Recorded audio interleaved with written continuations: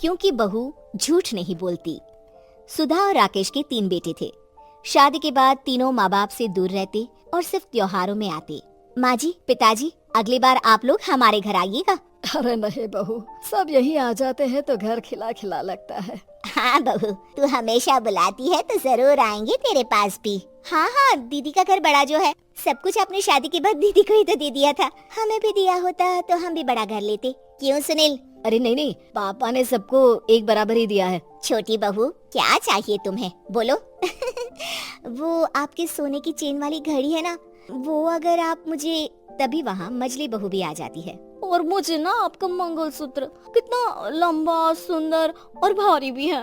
अरे हाँ हाँ, तुम दोनों को ही दूंगी बहू, चिंता न करो। चलो अब खाना लगाओ, खाना खाया जाए। सभी मिलकर खाना खाते हैं कि पड़ोसन आ जाती है। अरे सुधा बहन, थोड़ी चीनी तो देना, घर में शक्कर नहीं है और मेहमान सर पर बैठे हैं।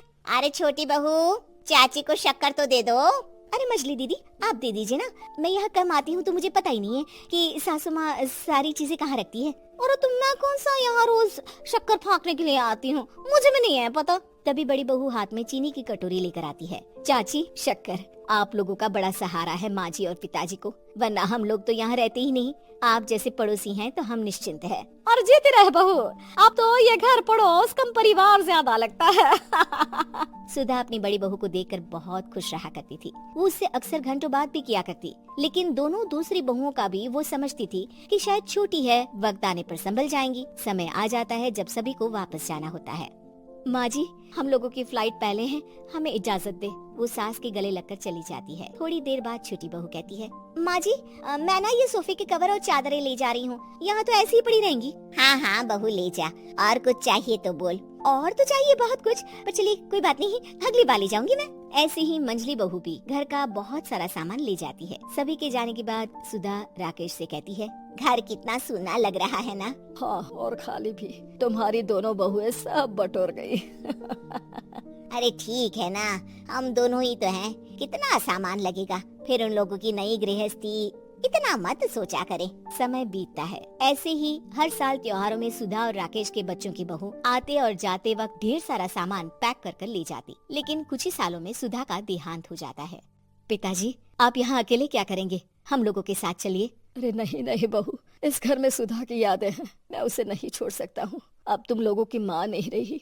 देख लो, वैसे तो मैंने उसके जीते जी सब कुछ दे दिया है, लेकिन कुछ उसका पर्सनल कीमती सामान था, जो ये है, ले लो। सामान में होती है एक घड़ी और एक मंगलसूत्र। माँ जी ने कहा था कि वो ये घड़ी मुझे देंगी। हाँ हाँ पिताजी, माँ ने सबके सामने ये घड़ी सरिता को देने के लिए कहा था। उठा लो सरिता माँ की घड़ी। अब क्या था, छोटी बहू फट से घड़ी उठा लेती है। और पिताजी, ये मंगलसूत्र तो माँ ने मुझे ही देने को कहा था, याद है ना? वो सभी की ओर इशारा करती है। तू भी ले ले ये हार बेटा, कोई बात नहीं। मंजली फटाक से हार उठा लेती है। ससुर बड़ी बहू की तरफ देखते हैं। तुझे क्या दूं बेटा? पिताजी, माँ ने एक चीज मेरे लिए भी रखी है। सभी के कान खड़े हो जाते हैं कि आखिर सास ने क्या रखा होगा बड़ी के लिए। अरे माँ जी तो दीदी से प्यार भी ज्यादा ही करती थी, हमेशा उनसे बात किया करती। जरूर कोई बड़ी और अपनी प्रिय चीज दी होगी दीदी को। और देख लेते हैं ना, वरना तो हम भी बराबर का बंटवारा करेंगे। हाँ हाँ, कर लेना बंटवारा।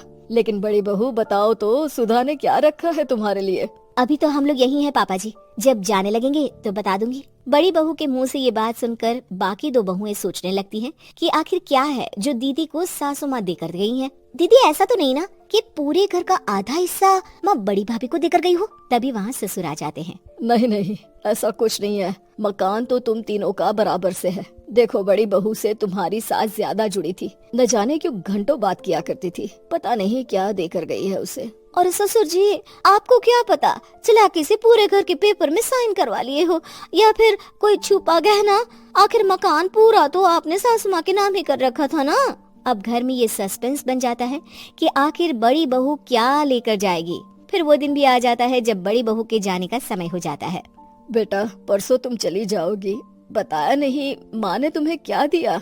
घड़ी और हार जो बेशकीमती था और तुम्हारी सास को सबसे ज्यादा प्रिय था, उसका तो बंटवारा भी हो चुका है। अब तुम्हारी बारी। हाँ पिताजी, आज मैं ये बात बताने ही वाली थी। माँ ने मुझे उससे भी बेशकीमती चीज दी है, और वो है आप। आपसे अधिक प्रिय उन्हें कुछ नहीं था।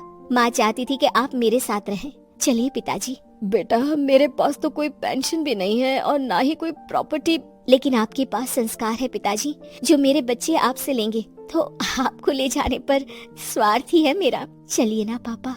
सभी के सामने पिताजी बड़ी बहू और बेटे के साथ उनके घर चले जाते हैं।